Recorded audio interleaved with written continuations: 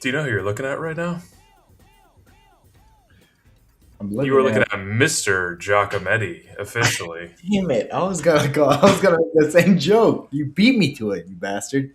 I know. I made that joke to my coworkers this morning. I was like, "You guys can call me Mr. Giacometti now," Yep. and all the Indians were like, "What? What is he talking about?" Well, I thought you were talking about.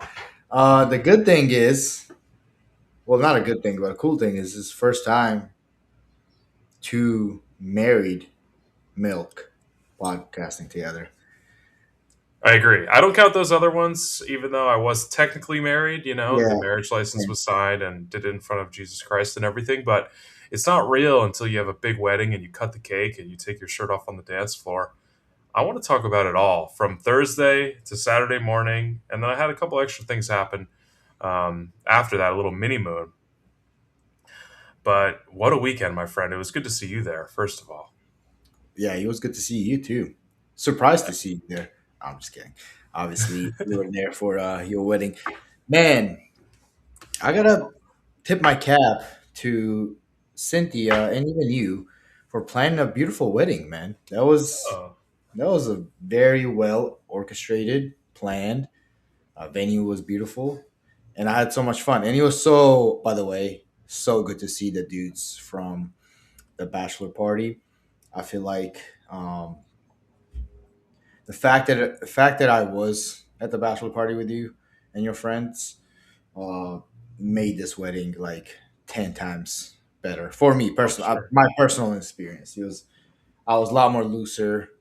I had a lot more fun than I imagine I would have had if I didn't know anybody. But so thanks for that, man. Hey, you had a crew. Yeah, it was great. And they were all pumped to see you too. I have some specific questions. My first question is, and so I won't go in chronological order for the weekend. I'll Yeah, bounce around. yeah. One, you have been in the loop about the dance lessons from day one. So I wanted to ask you, what did you think of the first dance, the choreographed dance? Damn it. You know what? God, I'm gonna be honest here, man. Um, by the time we sat down, I was probably already 8 drinks in, Okay. and I had a tall boy beer in John's room at the hotel and a tequila shot in John's room, like a shooter from his mini bar. So by the time I got to the table and sat down, I You was were mega faded. faded. Yeah, I was super faded. And plus, I had like what one table between the dance floor and my table, so I didn't see the leg movements and body movements. But from like the shoulder above, looked good. Okay. How did you feel? How did you feel you performed in front of all the people? Well, two things. Three things, I guess. One, I felt great, felt very confident because I'm a great dancer and I know the moves. Yeah. I was a little overhyped, probably a little overhyped all weekend. So I was freestyling some moves during the dance that Cynthia did not like, doing stuff with my hands and arms when my hands and arms had nowhere to be. They had nothing to do at those points. So I'm trying to get them involved doing other things. She didn't like that. That was throwing her off. And also, she, like 2 seconds into the dance, she's like, wait, we're off, like this part that we never mess up, and I'm just like, shut up, keep it going. Like, no, we're not off. Like, Yeah. why are you doing this to us? Yeah. And That's so we not were part of fine. your expertise here, Yeah, respectfully. yeah, You should have brought that teacher with you just to be there in a corner and just kind of like mean mug her because we all know he was on your side in these situations. he was. I sent him the video already, and she was complaining in the group chat saying that I was improvising and she wasn't ready for it. But okay, so didn't see the dance. That's a little disappointing. Thursday night, we thought you were going to make it out Thursday night, but the rehearsal dinner went a little long and you passed out. Dude, yeah. I was really bummed out. So yeah, originally you guys had dinner rehearsal on Thursday afternoon, and he said you were supposed to be over by around 9 o'clock, 9 p.m. Yeah. So Des and I, we landed in the city around 1 o'clock, got to the hotel around 2:33 ish, and then we decided, hey, we got till we got a few hours here to kill. So we went out, we walked around in the city a little bit, we had dinner, dessert, came back, and then by the way, that by itself, like flight, walk in the city, we had a whole bottle of wine for dinner. By the way, whole bottle of white wine at the dinner, Nice. and and then we walked back to the hotel. We showered, we got ready. I put my shoes on, everything was on, and then the dinner got pushed a little bit to the right. I think he said around 10 we were gonna finish Hmm. up. I was like, all right, well, it's not a big deal.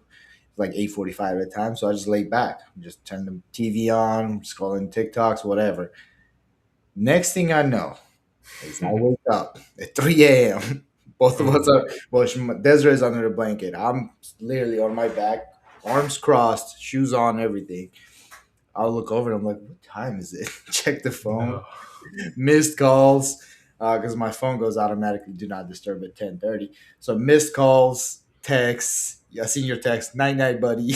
I was like, oh, he slept. I turn over, Desiree's passed out. So yeah, we missed little hangout session after the dinner She party. missed the sausage burial too. That's right. That's right. Yep. And the next morning, because they also had a group chat where she was in with Cynthia and the girls, and she was like, "Oh man, that sounds like it was a lot of fun. I'm kind of bummed out we fell asleep." So both of us were pretty bummed. I know I I know, was. yeah. Apparently, the sausage burial was really fun and really successful. They did that to give us good weather on Friday, and we had a perfect day Friday. And we started hot Friday morning. There was a lot of talk. Central Park run Friday. Jock and the groomsmen, Jock and anybody from the bachelor party that wanted to come, turned out just being the Milk Boys going for a run. I know. Yeah, yeah. It was a fun run, even though you got us kind of lost. We didn't really make it to the Central Park. We kind of like ran under Central Park, like the little overpass. But yeah, Uh, it was a hot, humid morning, which I don't know how often it happens in New York. Humidity, is that Oh yeah, normal? yeah, yeah. Yeah. New Jersey, New York has pretty humid summers. Yeah. Well, yeah, it makes sense. Like, there's a lot of water surrounding, so it was humid, and uh, I had a bottle of wine night before. You went out with your boys and your dinner party guests, and you had some drinks. So we were a little struggling on a run. We ran like what 3 miles, maybe half walk, Yeah. half ran. Yeah, I was but showing you my watch because we would run for like zero point 0.1 miles, and I'd show you my heart rate was like 185. It was I ridiculous. know. Yeah, he was bumping. So after that, yeah, I went and I hit the sauna. After that, I go into the hotel Smart man. spa, go into the sauna, and Skull is just in there. So I'm just I go in there. Me and Skull are just hanging out in the sauna for like half an hour. Did you see any Red Sox players around the hotel? They were staying in our hotel. Like I know Skull at one point took an elevator with Aroldis Chapman, which is like the scariest baseball player you could ever see, former Yankee, and I was running into Red Sox like the whole weekend. Ended up talking to a few of them, so that was kind of cool that they were there. Yeah, and then Skull, first thing he sees me at the wedding, he comes up to me and he's like, dude, do you know who Mickey Gasper is? And I was like, no, not really. I'm not a big baseball guy. All right, guys, look up Mickey Gasper, especially people who've seen me in real life before, and tell me uh, if this guy looks as much as like me as everybody makes it sound. Because he's like, Skull looks at me, he's like, dude, you look like, you look just like this Red Sox player. So much so that when I got in the elevator with him, I was kind of pissed that you are not recognizing him and saying hi to me. Which is hilarious because if you look this guy up and see the picture of him with a mustache and a hat, he kind of looks identical. Not gonna lie, he's my I got doppelganger. him pulled up. Yeah, I have him pulled up right now. He looks just like you. Is he the guy you took a picture of? Yes, that was the whole point because Skull was I didn't talking put that about it. together. And then on the way out on Saturday, when I was leaving, Saturday afternoon, when I was leaving for the airport to fly back, um, out of my Uber, I look over and I'm like, that guy just looks just like me. And then I'm like, that's him. So I took a pic. I was like, is this the guy who we were talking about? He was. By the way, he was not way more jacked than me. I'm sorry. Skull was kind of disrespectful there. 5'9", 200. Okay, yeah, maybe he's a little bit. I'm like I'm 5'9", 186, so like 14 pounds more. He's a And catcher. Sturdy, thick. yeah, Damn, yeah, he is. He really looks like you. That's wild. I think the mustache really puts us together. So, but yeah, it's pretty. That was a pretty funny moment. Um, but yeah, the hotel in Showcase. general was kind of like a historical hotel. That's where I don't know if people uh, watch or are familiar with the Girl. Oh yeah, that's why. That was like one of Cynthia's main reasons for wanting to stay there, Oh, really? because that's where they had their prom or something, right? No, that's where like a lot of their scenes were shot. That's like the hangout, Oh really? the courtyard where you guys did your photo shoot. Um, outdoor, that there's plenty of scenes in that area. Like that's their main outdoor shooting area. So a lot of the scenes that you see outside of New York in the streets and stuff, it's from the hotel. At least that's what Des was telling, which is pretty cool. Um, but the hotel in general was so nice, man. I enjoyed my stay there for sure. Did you come up to my suite at all? No, I never did. I never did. Oh, I know. Every night I'll be like, oh, next time I gotta go up to suite because I really want to check it out. But I don't know. Never really lined up. I always either too drunk or it was too late or well, it's funny. Because you fell asleep, but we went there just the boys after the rehearsal dinner because all yeah. the girls went to bury the sausage, and we were up there like doing drugs and shit. And like apparently, my brother-in-law was texting my sister saying like they're all doing drugs up here. It's like, bro, come on, No, chill. But my brother and his boyfriend were up there, and they were enjoying themselves, having fun. We were just blasting Drake and just fucking doing blow pre-gaming. It was very fun. your brother-in-law. Which one was that? Kind of like Is that orangish hair, a little paler. I don't taller, know. skinny guy? A little bit taller. He's not skinny, really. Hmm. Not fat though. Okay, I don't recall that. The cool thing was, man, I don't know. I felt very flattered, but I feel like every time, everybody that approached me that I've never met before, um, was like, "I know you. You're the Milk Boy," and Hey, I was geeking, that's blushing, awesome. geeking. I would look at Desiree. I'm like, yeah, Got some clout around here. yeah. Yeah. People kind of know us, yeah. So that was cool. Shout out to all the people who came up and introduced themselves. So many good people, by the way. I feel like every conversation I've had with all the guests was so awesome. I talked to Jock a lot late in the night. Him and I had chopped it up. Cool dude. Chief Beef. It was good to see him in person. Also, uh, I think he was. Remind me who was the dance demon lady? Was that Cynthia's aunt? He said. Oh, the who was rubbing up on you? Yeah, she was a little bit, but she was just having fun. It's all good nature. Yeah, I think that's like her great aunt or cousin or something like that. Yeah, she was in great spirits. Your parents also. Your dad was hilarious. I think. I don't Oh, you know. met my dad? Yeah. Well, you introduced. Yeah, you brought him over. Oh, I did. Okay. Yeah. Yeah. Your dad and your mom. Your mom. I don't think she was really trying to have. I don't remember what I said, but the first thing I said, I think was, "Yep, not black" or something like that. It just Because didn't she land thought, with her. yeah, he just didn't land, so we didn't hit it off. But your dad was hilarious. He was really vibing. I know a lot of people hit me up after, and they were like, "Your dad was a great time last night." It's like, all right, Hmm. cool. I don't know what he was Yeah, doing, but that's nice.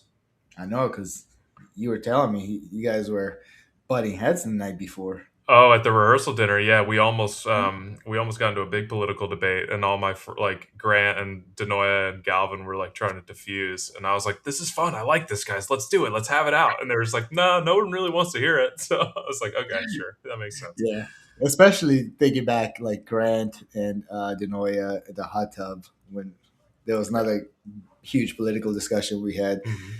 Uh, they don't want to hang with that kind of No, they topic. like to keep things. They like to keep things a little chill and mellow. Yeah, They for don't like sure. to For go. sure. Yeah, I love it. I love going at it hard, but yeah, no, it wasn't the time nor place. Mhm. What I'm trying else? to think what else. Well, I would like to say that. Galvin Oh, as the officiant. as a officiant was chef's kiss. I mean, He was really good, you thought? absolutely crushed it. Yeah, I thought he had so much charm, a little bit of wit. He had a little comedy in there. He was very wholesome, and just very well spoken in general. And I think Yeah. he ran the whole thing perfect. Same with Denoya with his speech. That was awesome too. I don't know, man. I really enjoyed being around that atmosphere. So overall, great experience. I'm glad you said that. I was like, not that I was worried, but I was so locked in on Galvin during the officiant stuff, and I was so locked in on Denoya during the best man speech because like they're about me, so I ate them up. But it's like I don't know what everybody else thinks. A lot of times at weddings, people just tune out best man speeches, but I thought Denoya had some really good bits in his best man speech where he said, like Jock has a podcast covering covering the undercover topics of sports, politics, and pop culture. That was hilarious. Yep. He said that I went to swim at TCNJ for a few hours. That was pretty good. Hmm. He sent me the speech. I got to go back and look at it. It was really good. Yeah, it's Um, what I'd like to re-listen to that too. There he was was got funny. there was some good zingers in there for sure. You know what There was was a great too? moment. Oh, sorry, go ahead. I was gonna say there was a moment where Galvin put the mic back in the stand, but he didn't like point it down, and he went back to speak into it, and he like booped it on his forehead. I was dying. It was hilarious. Amber's speech was good too. Usually, maid of honor speeches can kind of drag on and be terrible, but she just kept it quick. Like she was in and out. It was like a minute and a half. I was like, Like, yes, that's what we yeah. need from a maid of honor speech. Just set the table for the best man to come in and knock him dead. I know. So, Why is that? What I guess women are not really made for speeches. I feel like, right? yeah, I She, think that's she true. did great, I think, but you were exactly right. It's like maid of honor is kind of like an opener for best man because best man kind of steals the show usually. Yeah, and then we fucking brought it on the dance floor. Ended up getting the chairs out, lifted Cynthia in the chair like Oh we were a yeah. Jewish couple. Yeah, like Yeah. up in the air. That was great. Uh huh. Um, just going absolutely ballistic on the dance floor. Like I told you, we're gonna just be freaks on the dance floor. And like I found my wedding planners after that. I was like, I told you guys, like all I want is a big dance party, and like we got Yeah, it, we delivered. So we that was did get super it. fun. We did get it. Everybody was. I'll be honest with you. The weddings I've been to, usually it's a lot of staying in a circle, and they're like, "Oh, go Will," or like go Sin, go Sin, and then you got to go in the middle and do a little silly dance, and then you go out, and the next person comes in. Hate that. Yeah, Hate that. If you're planning doing that at your wedding, don't invite me because I'm not coming. no. I'm not going in a circle and doing a little silly dance and going back out. But you guys did it perfect. That was Yeah, if you're perfect. thinking about doing that, invite me because what I'm going to do is I'm going to break down all those circles. I'm going to get out my fake microphone and put it in everybody's face and make them sing. Like, remember when Yeah. "Shut the Fuck Up" Janice came on and we were just rapping it and they're like going Yeah. nuts. Oh, Yeah, that and the was good. dancing was over before you knew it, man. Like that's how you knew it was fun. Like I was like, Mhm. damn, they're playing the rock sing along songs already. Like, do they have the order wrong or is it really almost midnight here? And it was. It was almost time to be done. The guy was like, "This is our last song," and Time then flies we. when you have a good time, man. I Move know, on. and then we go back out Hmm. onto the outside. One thing I would have changed about the Yeah. wedding. One thing is instead of after I found out the NBA Finals game two was going to be Friday, instead of moping and being like, "Oh God, I wish it was Thursday," blah blah blah. I should have started planning immediately to have some sort of TV out there outside for when we went back outside. Imagine if we had just gone back out there and caught the last 2 minutes of that game of game two. It was an Which electric was finish. crazy. Yeah, it was a crazy finish. So, It turned into people were getting their pizza mhm. and people were just watching on their phones, which was fine. But it would have been cool if all the dudes were just kind of standing around the TV watching the Knicks. Like, is there any better way to end a night when you're drinking? It's just like watching sports. Like, that's the best. Especially atmosphere wise, the underdog Knicks, not in that game, but in general going into the finals, I feel like they were heavy underdogs, and they're about to go up 2-0 against Yeah. Spurs in the finals, first time since '99. I mean, that would have been super cool in New And we're York in New City. York, and Yeah, then in they the win, middle and of the the city. buildings Yeah, start lighting up orange and blue. That was awesome. that was pretty cool. Another thing that I really enjoyed was the bar. Dude, they were killing it with the drinks. I was really enjoying Were those they? drinks. Yeah. The Well, I didn't really enjoy vodka sodas because they poured really heavy on vodkas, and I was kind of struggling putting those down. But everything else was delicious. I was kicking them back. Nice, that's good. I didn't go to the bar once. I had a personal lady that was just bringing me rum and cokes all night. It was amazing. Nice. That's the perks of being the groom. Yeah, yeah. Another funny thing, there was one bathroom trip when me and like four of my boys were in the bathroom getting up to some shenanigans, and then the door opens, and I'm like, oh shit. And it's Rick. It's Cynthia's dad comes walking in, and I'm just like, "What up, Rick? We're about to do a bunch of blowing here." And I said it so confidently and like in kind of like a joking way that he just like laughed it off and kept it moving, and we were good. Like he didn't say anything after that. But apparently, my mom was saying to people that I was doing a bunch, like, or not saying to like my other family members, like they're all whacked out on drugs. So I think it was pretty obvious. But Really? that's okay. I didn't think it was obvious. I thought everybody. I was also plastered by the time we got to the dance floor, like absolutely plastered. So maybe I didn't notice. I had Grant and his girlfriend also. They were kind of a life of a party of themselves. That was my first time meeting her. I'd never met her Same. before, but she's huge. And by huge guys, relax. She's very tall, is what he Yeah. means.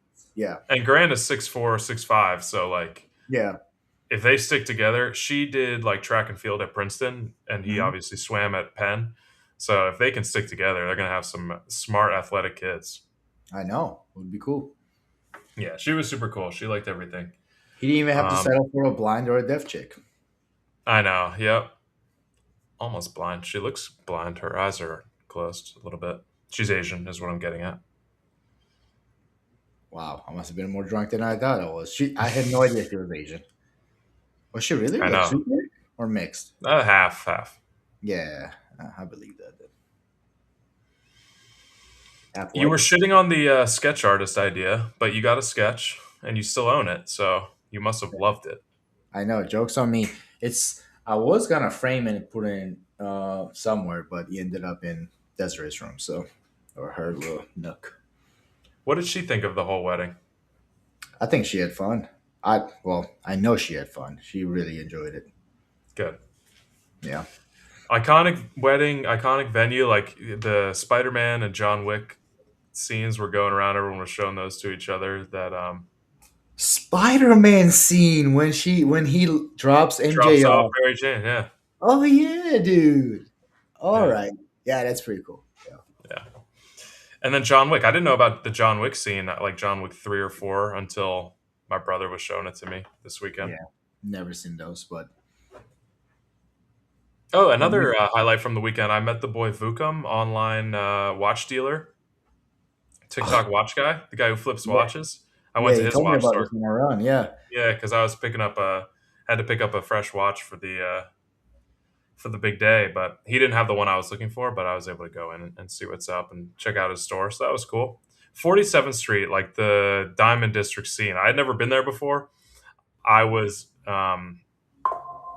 I was chum in shark infested waters. It was a Oh lot of money savvy Jews that were looking at me like, let's take advantage of this Gentile right now. He is out of his league.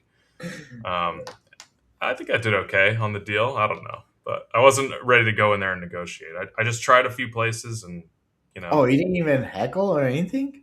well, I went in one place and I got the price for the watch that I wanted. Then I went to another place, got the same price, and he was like, I could do a little bit better than that, than the same price as the first place. And then I went and checked out Vukum Spot third. He didn't have it, so I just went back to the second place that said they were going to give me a better deal. They took $500 off, so it was Okay. okay. Yeah, Yeah, there we go. You got a deal, sounds like. yeah, better than I would have gotten at the first shop. So, and the watch is 2 years newer, so that's good. Very good. Success. So all in all, great weekend. Thanks for coming. Glad you had fun.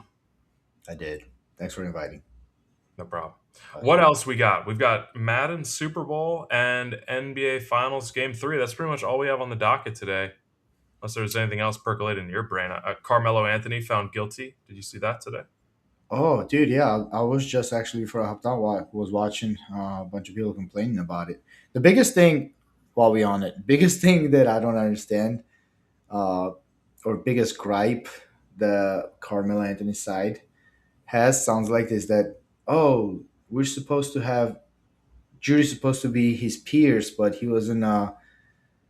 But he was judged by a bunch of white neighborhood jurors. Oh, I didn't Is, hear this. is Okay. that yeah? Is that the new meta? I've never heard of like, hey, we need to have our neighborhood people in on the jury before. That's just got to be like last ditch effort. It's like going Yeah. down the checklist. It's like, Yep. okay, if there's anything else we can throw out, it's not a fair jury of his peers. Like, let's try to get a mistrial here. I can Yeah. see that.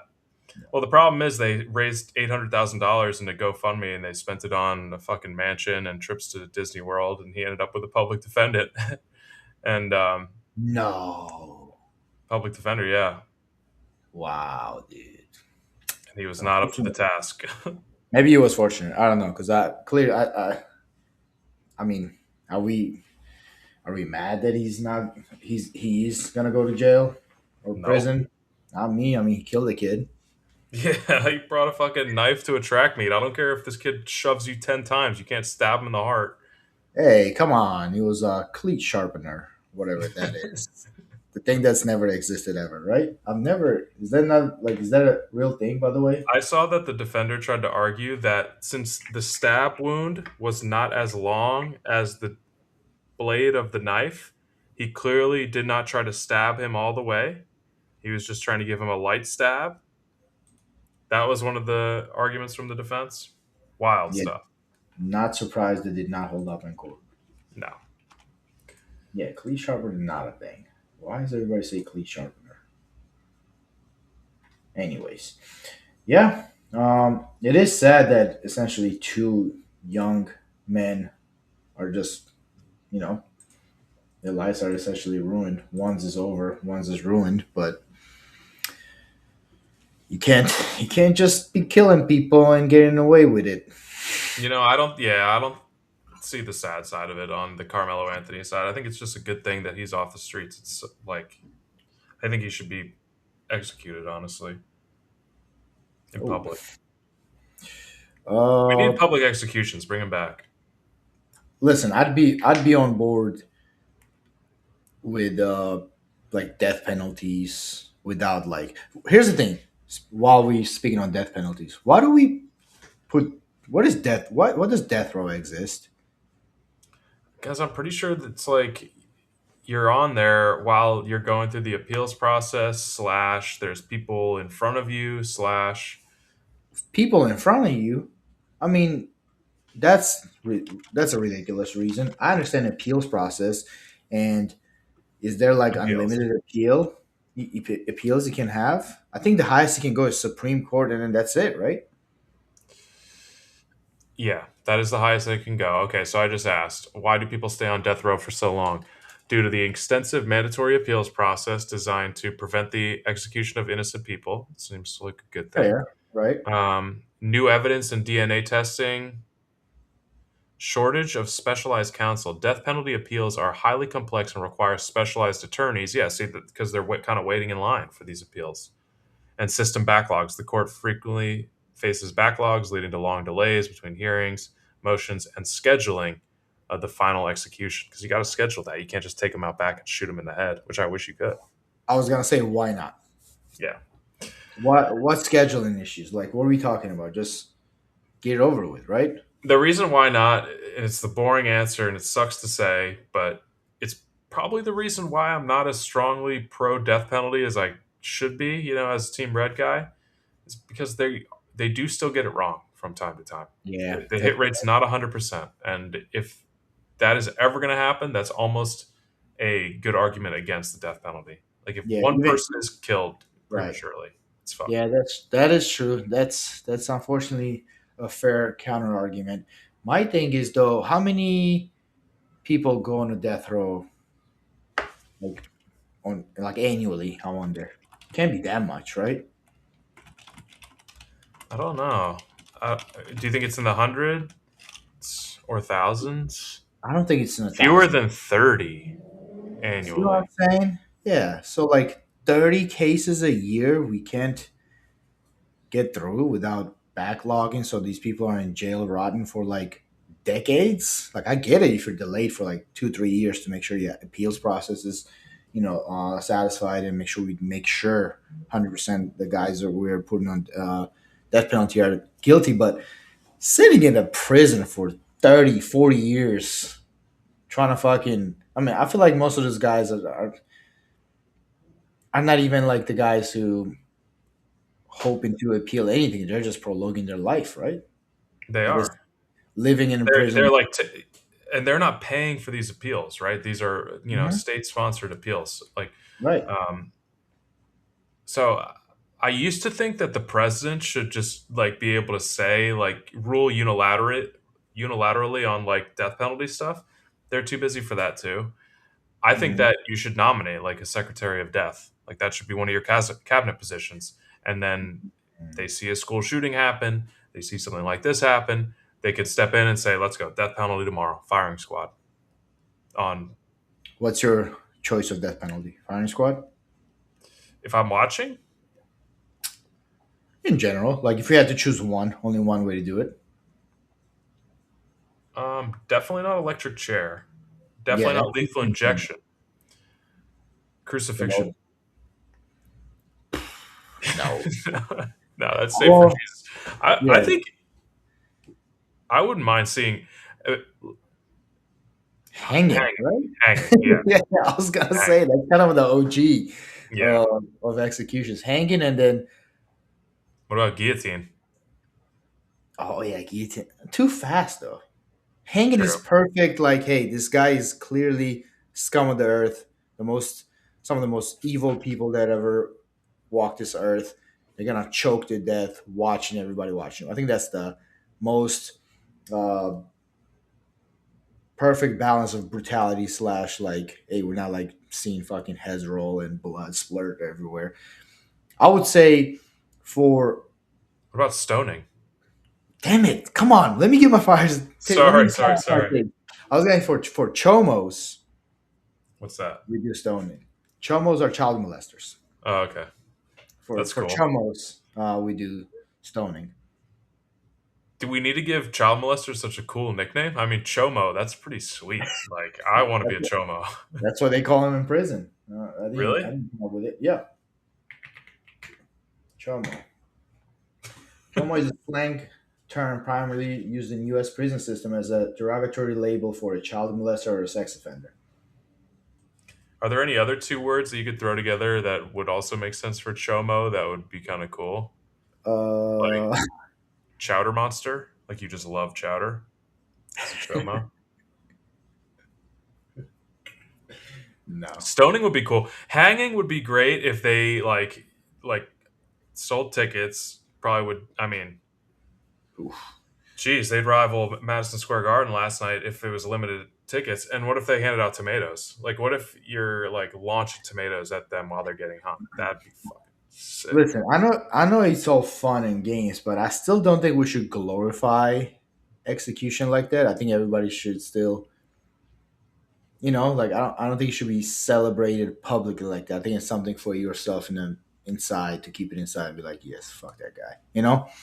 I just I don't want think it as to a be. public we should come together to enjoy somebody's execution.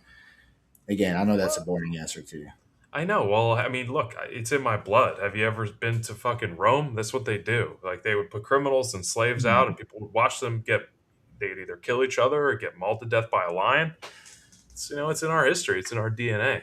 I'm Yeah. more so thinking of it from the perspective of it's not scary enough right now to go to jail for Yeah. life or get the electric chair or lethal injection. Oh, you're on death row. You get death row meal. We've talked about this before. It sounds fun. Honestly, being on death row sounds kind of fun. It sounds like Yeah. prison plus. It's And prison plus sounds an awesome yeah, meal. and sounds like there's no limitations for a final meal, so you could just order infinite meals till.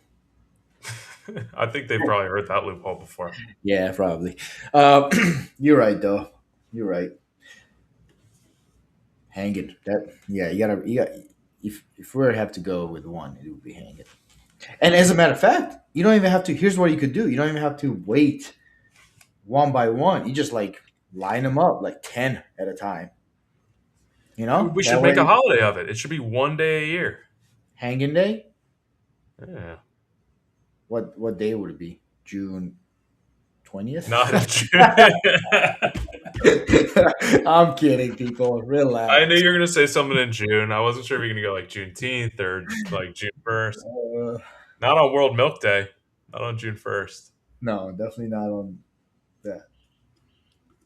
Where's the closest Carmelo Anthony riot, and can we go?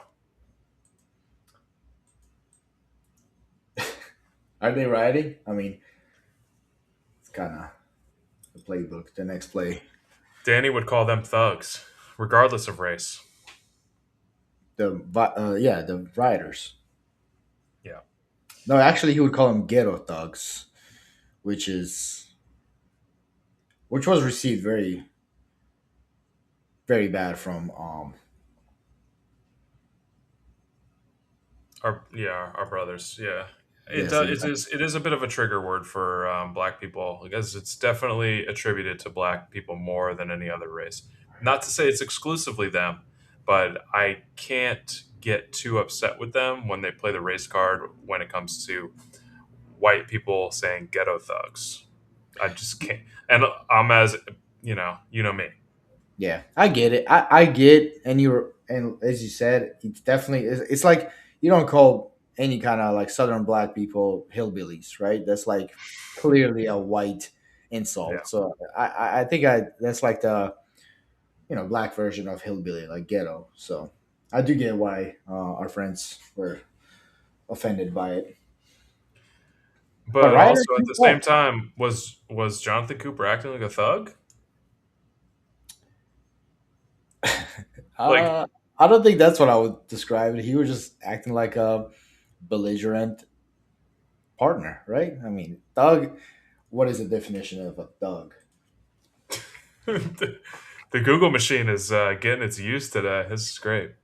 Yeah, Yep. a violent, aggressive, or lawless person, especially one who commits crimes like assault, robbery, or murder. Okay, by definition, he might have been acting like a thug. Yeah. He was being violent and maybe even assaulted his girlfriend. So You can't grab your girl's arm, when they have your phone. You can't snatch it. no, I think I've maybe in a little bit of drunken anger, maybe like grabbed Cynthia's arms like one time, you know? And you just realize when you do that, they're so much smaller than and you just can't do oh that. Now think about like that's me. Think about Jonathan Cooper, like yeah, NFL you're a outside villain. linebacker. Wow, you didn't even take a shot. No, you're right. Yeah, but my question when these things happen with athletes and celebrities, with like their non-athlete, non-celebrity girlfriends, I'm like,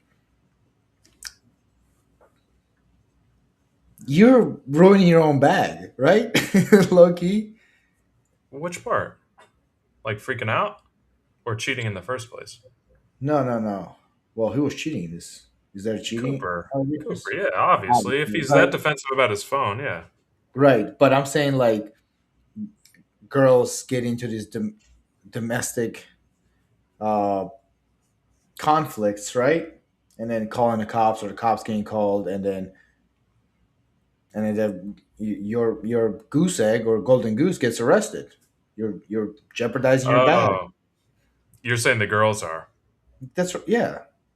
Yeah. It, and I'm not saying they shouldn't protect themselves or call the cops or get saved, but you know, I feel like a lot of this stuff happens in the heat of the moment, and you want to tell me Jonathan Cooper's girlfriend is not regretting for getting the cops involved in this, especially if he was just a minor hand grab or like snatching on the phone. Yeah. I I think mean, she would be I think I understand what you're saying for sure. I'm with you a little bit. okay. Makes me think that this wasn't the first time because it makes me think that this was probably a breaking point. Then You know, leave. You know, you're not a wife. Like you're not gonna get something out of it. if I'm I don't know. Jonathan Cooper, just fucking let her see the phone and be like, "You want to leave?" That's You also know, I that just very signed an important. extension. I know. Yeah, I'm rich, bitch. Yeah, like lay down the law, bro. Sack up. Don't be a pussy about your fucking phone. We know you got bitches on there. Just let her know. Yeah, especially for a girlfriend. Like, how serious are we? If you're a I millionaire, think and you have a girlfriend. low key the best pass rusher on the Broncos for this to happen to. I'll say that. Oh my God, can you imagine if it was God forbid 15? Yeah, I'm so glad it wasn't Benito. And hey, I'm excited for Jonah Ellis to possibly get some more playing time because of this. I want to see Jonah Ellis get some more run. I mean, that's football DNA right there. Q Robinson too. I want to see him play more. That's true. Jonah Ellis, more sacks in his rookie years than rookie of the year, Jared Verse. So, Drink somebody out there. That's yeah, two podcasts in a row you dropped that stat. But this time uh, you said it better, so shout out. thanks. Yeah, I butchered it last time a little bit. Oh, I forgot to bring up. I went on. So Cynthia and I didn't do our honeymoon after the wedding. We're doing it later in the year. So we did a little mini moon, little New York City mini moon. So we did some activities. We did a food tour and super fun, really fun. Would highly recommend it to anybody, even if you're a New York City native. Like you don't need to wait. Like you get all the viral foods. You don't have to wait for any of it. You don't get too Oh, much of it. Yeah, like the tour guide goes and like brings you the food, like cuts the line. Like it's fucking awesome. that is Um, we crazy. You know, yeah, you we should tried have known all this about that cool stuff. before. Yeah, I didn't know about it either. Cynthia set it up, so Mhm. that was really fun. But I had kind of a shit crew. Like there was this super fat couple that was just like, "Of course you're here." That pissed me off. And then and then there was a lesbian couple, and it was like and they were married. I mean, in their eyes, they were married. But Not in God's eyes. yeah, not in my eyes either. And but they were such a typical like butch lesbian and lipstick Ugh, lesbian couple. ugh. Not too butch, but like no, one of them was like not like hot or anything, but like was like a cute Regular woman, and girl. the other one was like looked like a fucking. Um, have you seen that video of the fucking lesbian who's like cheering on the Eagles? And she's like, Yeah, "Let's come fucking on. go!" Yeah, Oh, yeah. yeah. That Okay, was I get yeah. That it was her, and then yeah, her like nice looking girlfriend. Nice. And they're like, "We got married in Cancun," and they're like showing us all their pictures, and I'm just like, "Oh, disgusting! Put that away. Yeah, I don't support that. Show it to crazy. my wife. She's more open minded, but Mm-hmm. not really." Because it was funny. We were at Rockefeller Center. Like, I don't know if you saw, but the rink, the ice skating rink. For anybody that doesn't know, the wedding venue is basically like right next to Rockefeller Center in Manhattan. Yeah. And so we were taking photos, and at the skating rink, they all had there's flags all around. Anybody that's seen the rink, Pride it's all flags. flags, but they Hmm. were all pride flags. Yeah. And they were like, "Do you want to take photos by the flags?" And I told Cynthia, I was like, "No, we're not taking fucking photos by pride flags." And she was like, "No, we don't really want to take the photos by the pride flags." She told like the photographers, just like, Oh, yeah. "Okay, we could have a little more tact with that girl." You could have just And said flags. I know. And my dad, he was like, he overheard this whole thing, and he was like, "You know, your brother is gay, so um, saying you're not supportive of pride is really not something that you should say." And I was like, "Yeah, well, I'm not saying it around him. I wouldn't say it around him, just like I wouldn't say something else in front of other people. Like I know my audience. Like, I censor my speech when I have to." And I think Uh, that's a respectful thing to do. I'm not going to change who I am and as a person. I'm going to be true to myself, but I'm going to be respectful of the people that are around me. So I didn't tell. Funny how that works. Yeah. So Maybe yeah, you we can did learn a that. little bit, Dave Yeah, seriously, Dave, come on. and Danny. What's up with the D name fellas in the chat? Just offending people. Well, his favorite classic double D name, Daredevil. David Duke, Hmm. neo-Nazi, Grand Oh, Wizard of the Ku Klux Klan. oh. His name is Dave? David Duke, yep, I'm on to you, Tapia. yep. Or Corendis, or what's his other name? I don't know. Cividans. Cividanus, yeah, Corendis. I don't know what study was that. So Anyways, the other, go on with your story. yeah, the other mini moon thing that we did was we went to a bathhouse yesterday in New York City. Which have you ever been to a bathhouse? Not in the States, no. In Europe, I have. So I didn't know really what to expect. I'd never done it. It was like a bathhouse plus massage deal, Hmm. and I don't know why I was expecting anything more than a facility with a bunch of pools, shallow pools of different temperatures. Yeah. That's pretty Uh, much all it was. I mean, it's like here's the jacuzzi room and here's the cold plunge room and this pool is 105 degrees and this pool is 97 degrees and this one's salt water so you float. And I was like, okay, I think I kind of get the idea here. I see what's going on. Um, it was okay. It was a nice, relaxing afternoon. I didn't really love going into the city to do it. Going into the city to do it and then coming back was kind of a pain in the neck. Like if it was in mm, my neighborhood, I think that'd be a nice little relaxing deal. right, But one right. thing I did enjoy was when I was in the locker room, there were two locker room attendants in there, and they were asking me what I thought about the Knicks game. Like, they were like, what do you think's going to happen tonight?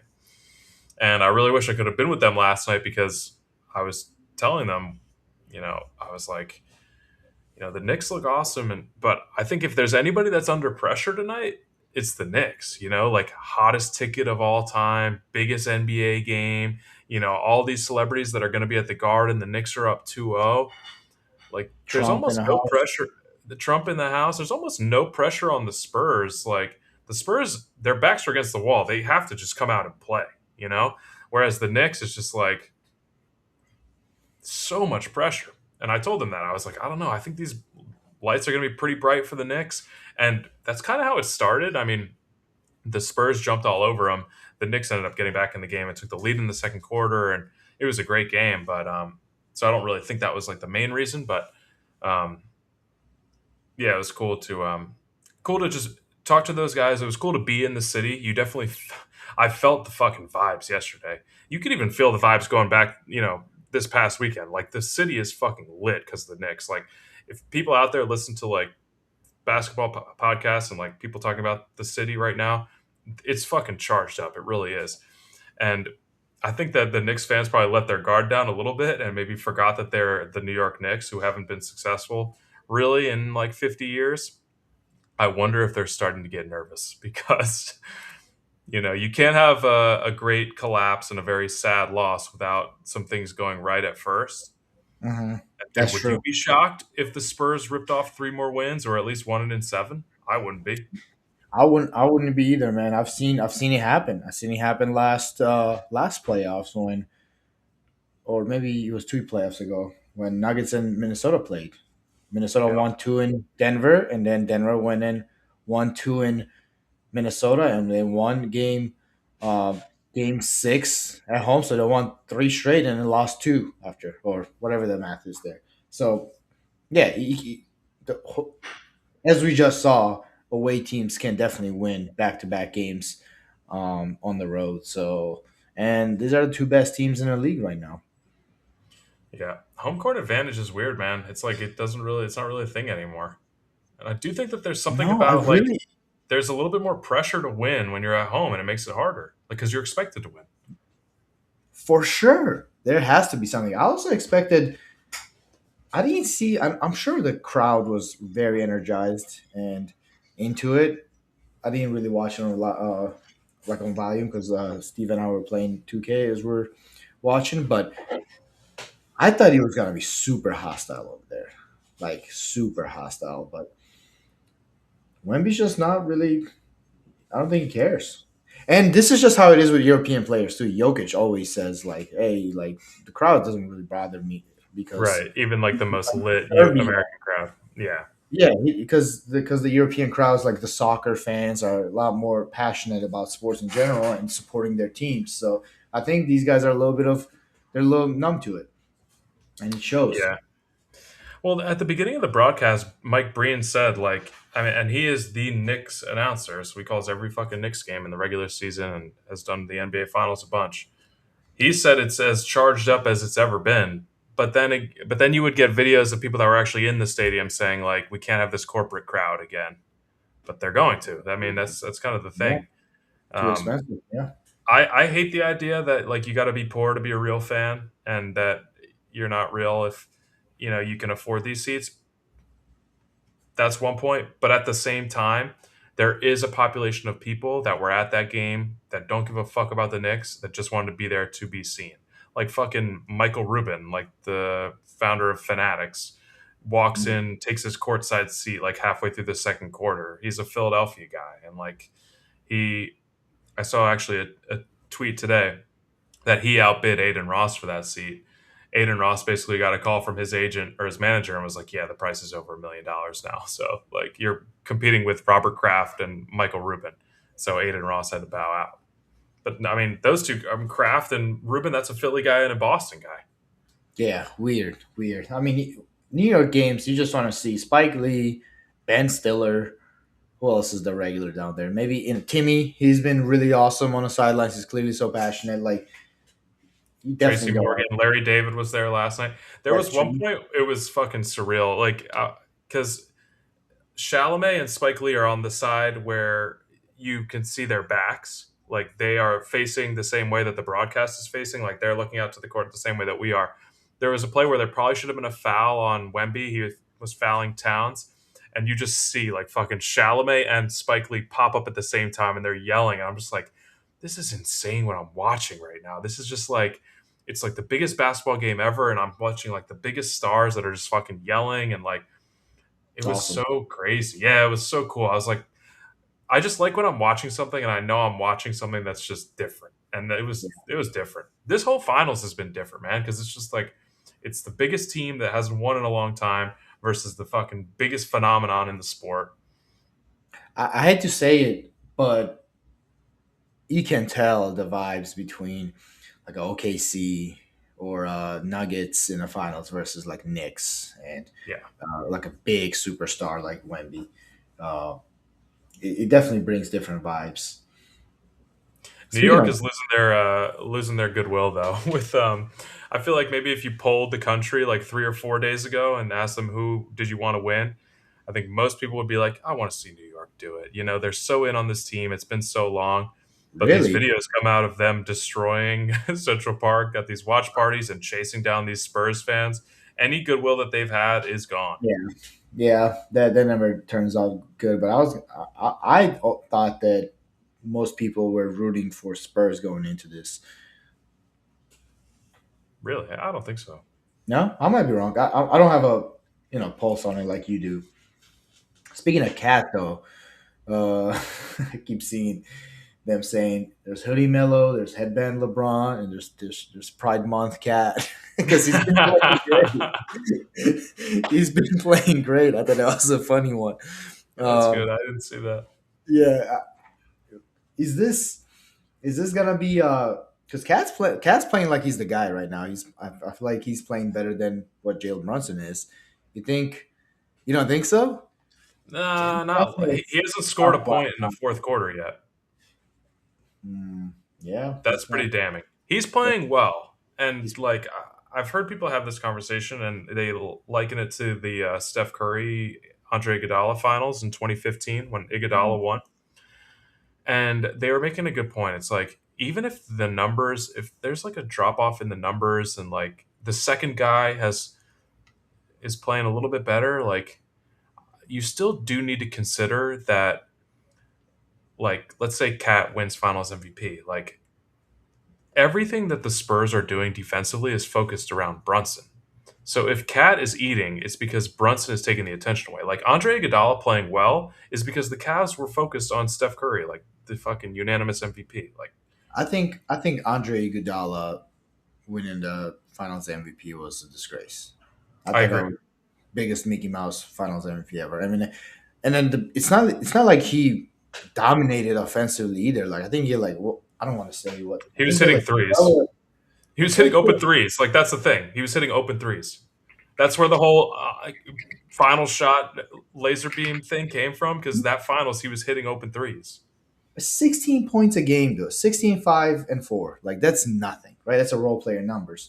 And then they were saying, oh, defensively, like he really contained LeBron, and LeBron averaged 30. So it was just like a very silly. As you said, he did hit a bunch of clutch shots, but it was nothing like the impact and the gravity. I think that's what we're saying is that Yeah. the superstar, the gravity they have that attracts all these defensive players, like that should be like a feather in their cap of Finals MVP voting. So I see what you get. I see what you're saying. So you're saying Bronson probably still Yeah, deserves to be.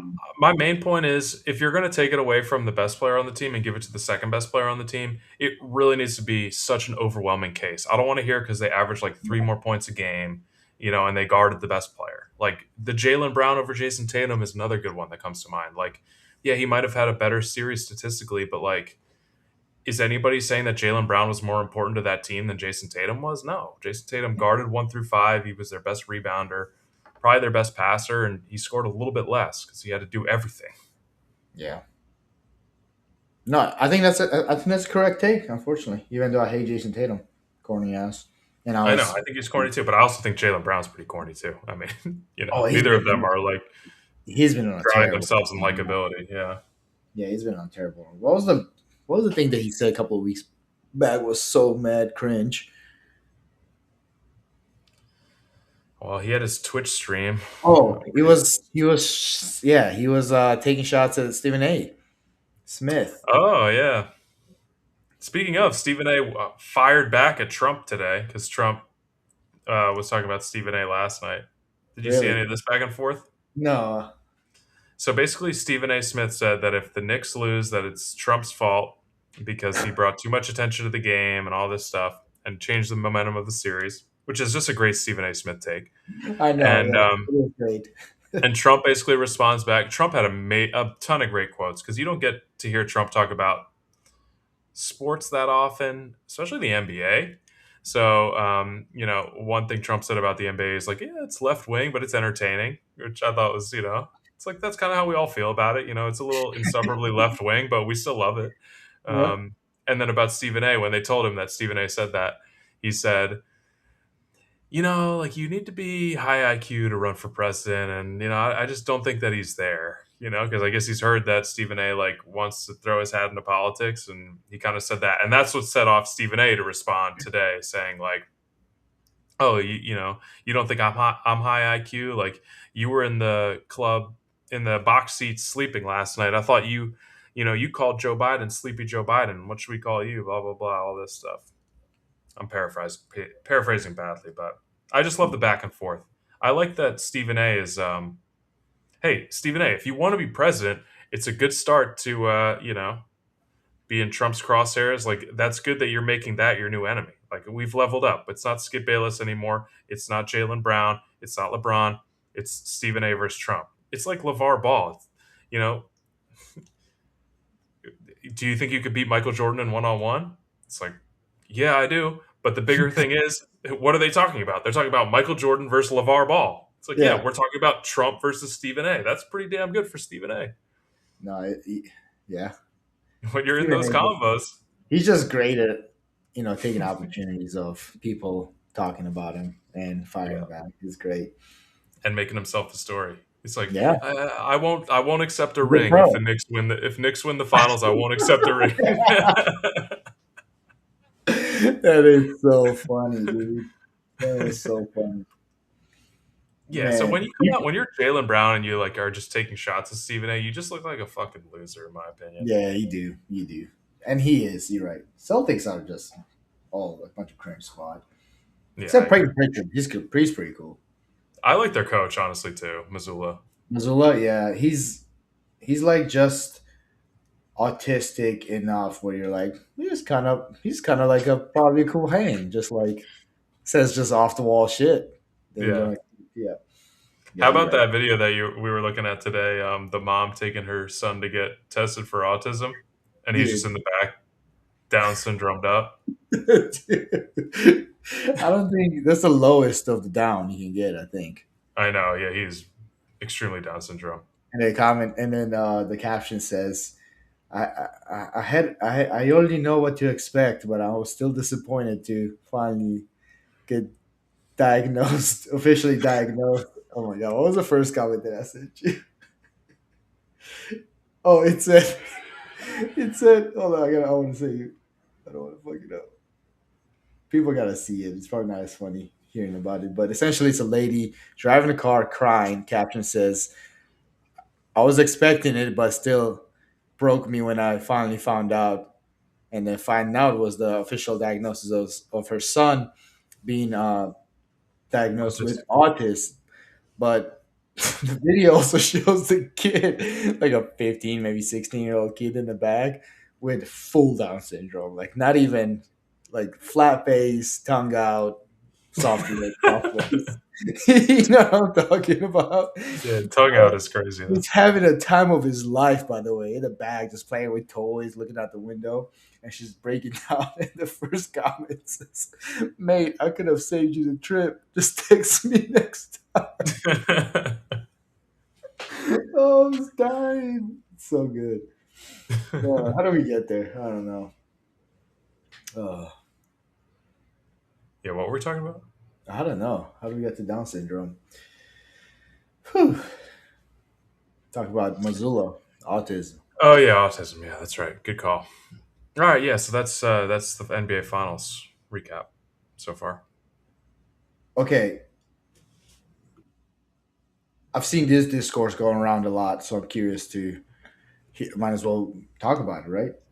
I'm bricked up by the start of this. I love this already. Let's go. I mean, yeah, I'm sure you've read about it on Twitter. You probably follow this discourse a lot. So, saying that if the whole notion of if Wemby loses this finals, he's already disqualified from the go conversation. Because that's why that's pretty much No, what they did to LeBron early in his career. So I'm curious. that So, that that's those are LeBron plants. Those are LeBron plants. They're trying to discredit Jordan by saying stupid shit like that. No, no Jordan person would say that. really, okay. So Wemby still has a chance to, Yeah, but how many does he need to be the goat I or mean, getting a I goat think combo? it depends on everything. He could do it. He could become the goat with less than six. I would say. Now let's say fucking Wemby rips off five, but he's only got a 10-year career because he's fucking so tall. But he just dominates the league for this whole time in the league. You Five, know, five, I think five, definitely. But what if he goes like 1-4-1 and I mean, I'm sorry, he loses one and he wins like three. So he goes to four finals, loses one, wins three. three is not really enough. I feel like you got to be like four is like the bare minimum to get in those combos. Like you'd have to do a lot to make up the gap between four and six, in terms of like individual accolades or like maybe a shorter career or maybe your team is worse, and you can make the argument that way. But look, I mean, LeBron still had a chance to be the GOAT after he lost to San Antonio in 2007. He wasn't ruled out after that. LeBron not being the GOAT, it's the totality of everything. I think he was ruled out as soon as he lost after the two wins he had. So I think if there was after he any went two loss and that ruled two him out, it was 2011. That's what ruled him out for a lot of people. against the Mavs Yeah. or That yeah, there Mavericks. yeah, there was no coming back from that for a lot of people because he And averaged less than D Wade yeah, and Bosch and less yeah, than Dirk and Jason Terry. yeah, and that I think that's his biggest blemish. You're right. That's probably It his is. biggest blemish. But he's done also. Okay, we're not gonna get into LeBron conversations. I was just Well, what's curious your what's perspective Jordan's on biggest what's Jordan's biggest blemish? the early career failures. No Losing to success like without all Pippen. time teams. Losing to all time teams though. Yeah, I mean he got bounced by everybody. Everybody ate on his watch. He didn't have Well, he winning record. He had losing records against every good playoff team in the East. He had losing record against the Lakers. He we're talking couldn't. about all time teams that he lost to, and he was showing out when he did. Like he lost Okay, to like a I got Celtics you. dynasty and put up like 63 points as like a 23-year-old.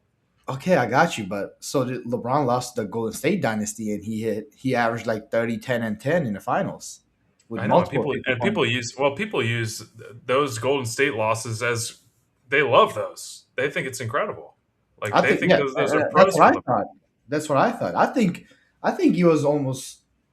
I thought that he was crazy that Iguodala won Finals MVP in that matchup. I thought it was crazier. Oh, hold on. What am I trying to say here? I would have accepted LeBron Finals MVP before Curry MVP and Iguodala MVP in that Finals because he was clearly by far the best player in those series. He just, his team was kind of ass. But I'm just saying that was Mike's big. He never beat anybody without Pippen. He never got past the first round of playoffs. Yeah, He didn't. but nobody wins the championship without an all star. You know, nobody wins it as the only all star. Yeah.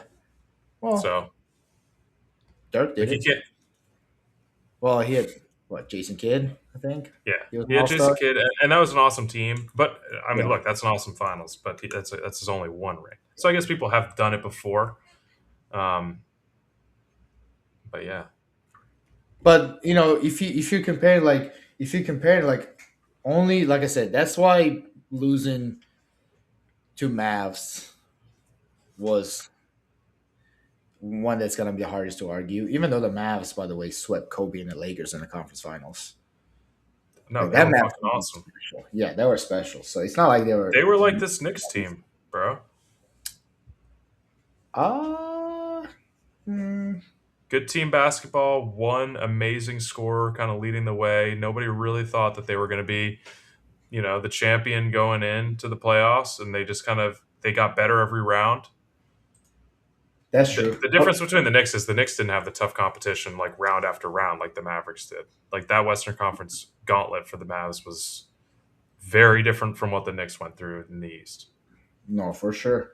Why is it the West historically so much better than the East? I feel like every decade you'll have some really good runs from the East, couple of teams in the East, but overall, when you think about like decade by decade, Lakers, outside, and then you hit Celtics, right? But then you come back, Lakers again, Spurs, Golden State, even now, like the best teams, OKC, the Nuggets, the Spurs. It's always the West teams are West gives such a better product. Why is it? Why is East? What does East suck? I don't know. I think maybe because one of the like East should have another juggernaut that has just sucked for the last 20 years. I guess even two.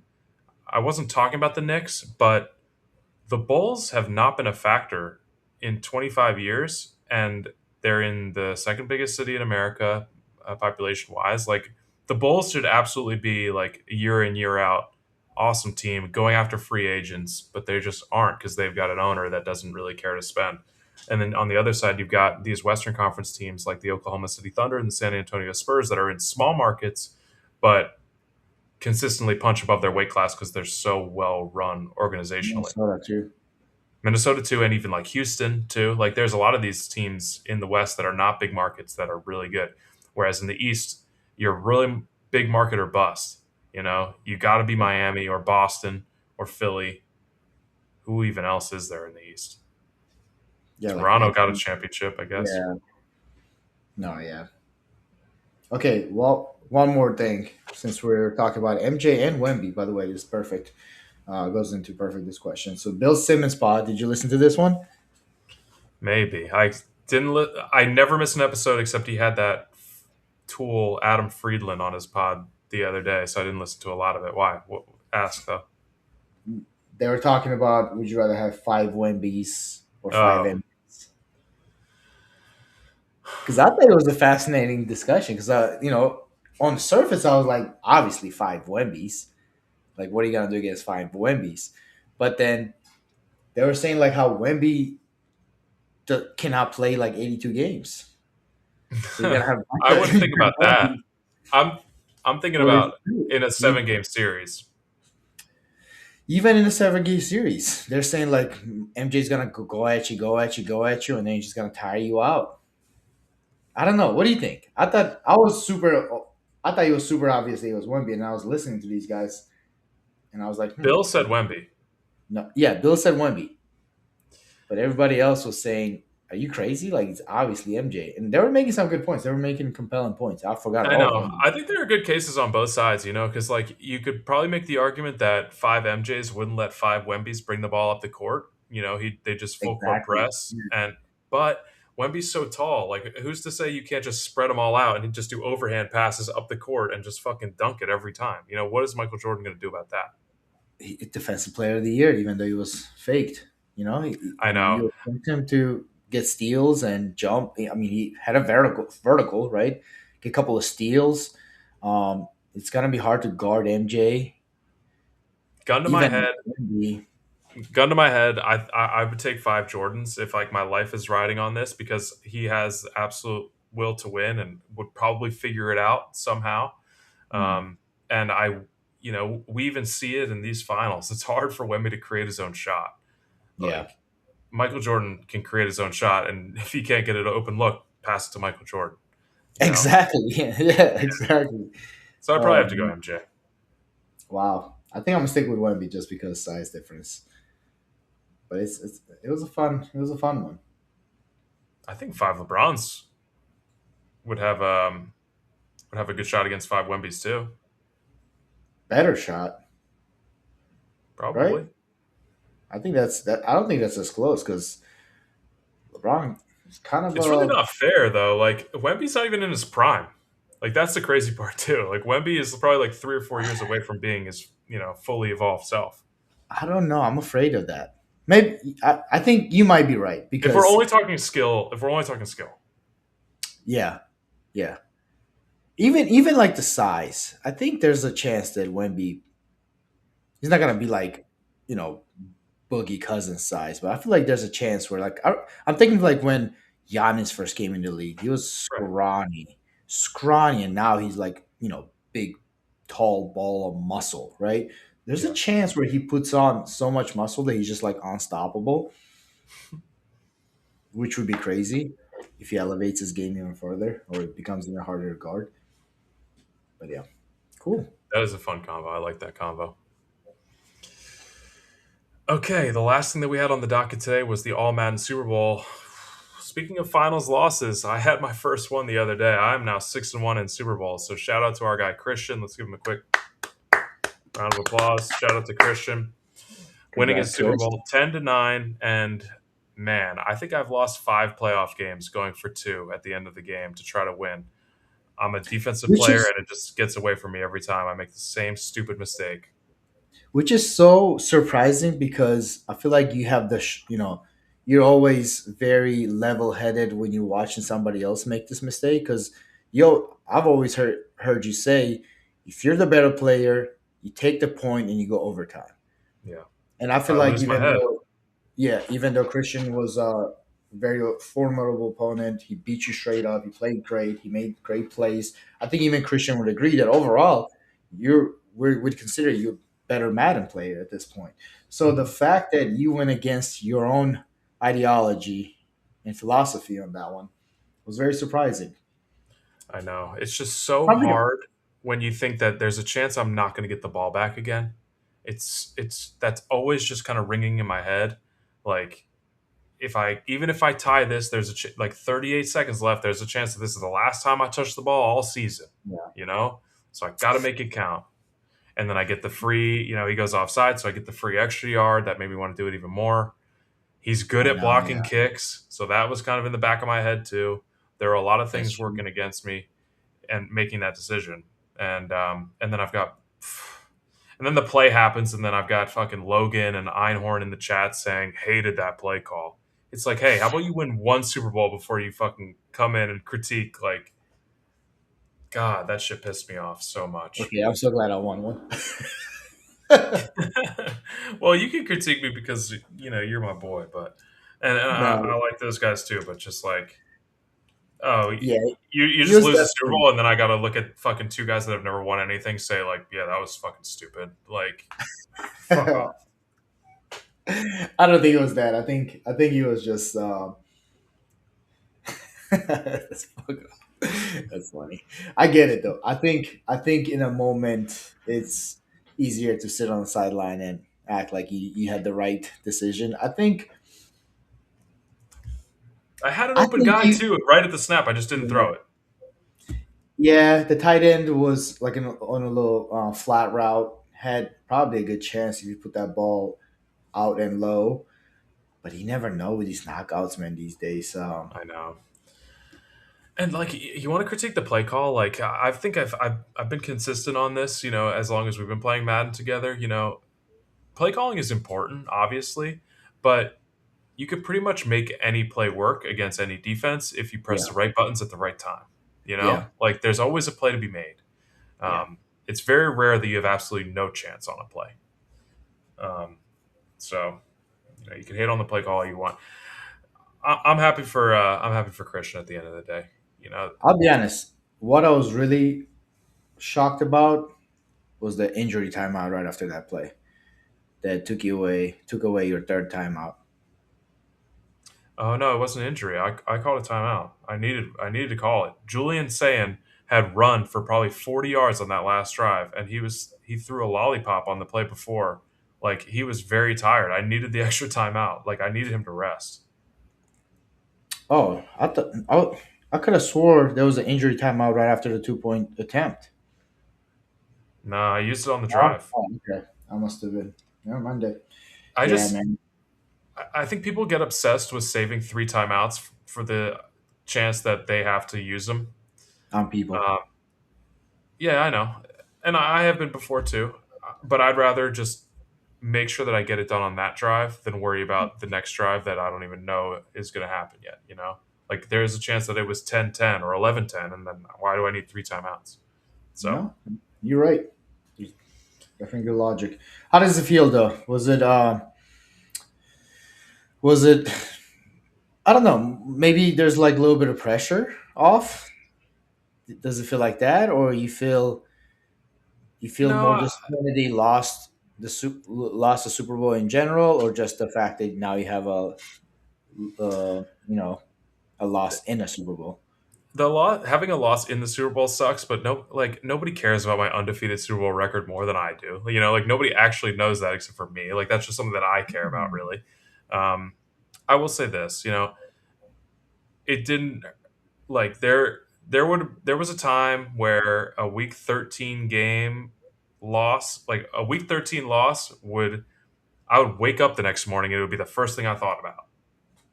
But this loss the other day, like I was fine with it. I mean, I would have rather won, but you know, I wasn't super upset.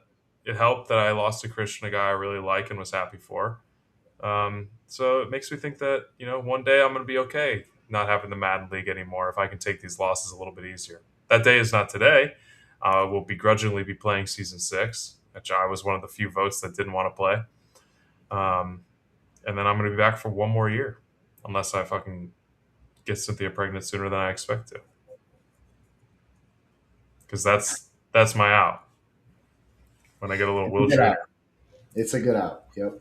That would be a good stopping point. Anything else for the people before we get out of here? And we got a Carmelo Anthony protest to get to. Not from me, no. Congrats again, my friend. Welcome to the life of a married man. Married people. Yeah. I know. I had two weddings in the last month. I want to have a third because they just keep getting more and more fun. I want to do another Two one. engagements, two weddings. You're doubling down. You gotta have two kids at least. At I know. least. Only thing I don't have two of is two wives. I think we'll keep that at one. Whoever made this meal, good job.